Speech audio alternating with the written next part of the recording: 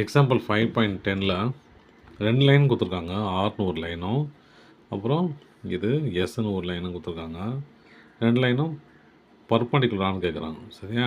அப்போது பர்பண்டிகுலர்னு நமக்கு தெரியும், m1 into m2 equal to -1 வரணும். சரியா? இந்த 2 ஸ்லோப்பையும் கண்டுபிடிச்சி அது ரெண்டையும் மல்டிப்ளை பண்ணால் -1 வரணும். வந்துச்சுன்னா அதுக்கு பேர் என்னது? பர்பண்டிகுலர் இல்லையா? அப்போ நம்ம என்ன பண்ணலாம், முதல்ல ஸ்லோப் கண்டுபிடிக்கணும். m equal to y2 minus y1 divided by x2 minus x1 equal to y2 என்னது 8, y1 -2, x2 5, x1 -2 இல்லையா? அப்போ 8 - 2 டிவைடட் பை 5 + 2 மேலே எவ்வளோ 6/7 ஆச்சா? இது ஒரு ஆரோட ஸ்லோப்பு. அடுத்து எஸ்ஸோட ஸ்லோப் கண்டுபிடிக்க போகிறேன். அப்போ m ஈக்குவல் டு 6/m1 வச்சுங்க. m1 equal to 6/7.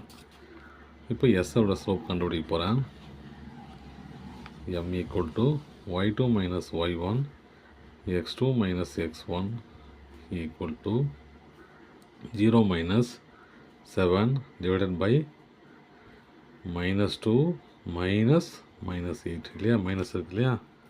அப்போ 0 - 7 divided by -2 + 6 equal to 0 by -7 இது 8 தானே? இது 8 எனக்கு 8 இருக்குது 8.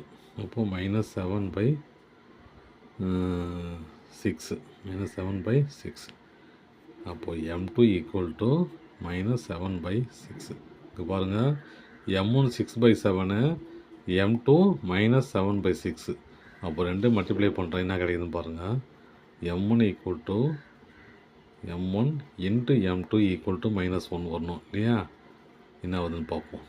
m1 என்னது 6/7 இன்ட்டு m2 என்னது -7/6. கேன்சல் பண்ணால் -1. அப்போது m1 பர்பண்டிகுலர் டு m2, அதாவது 6 எஸ்ஸுக்கு பர்பண்டிகுலராக இருக்குதுன்னு அர்த்தம். அவ்வளோதான் சார்.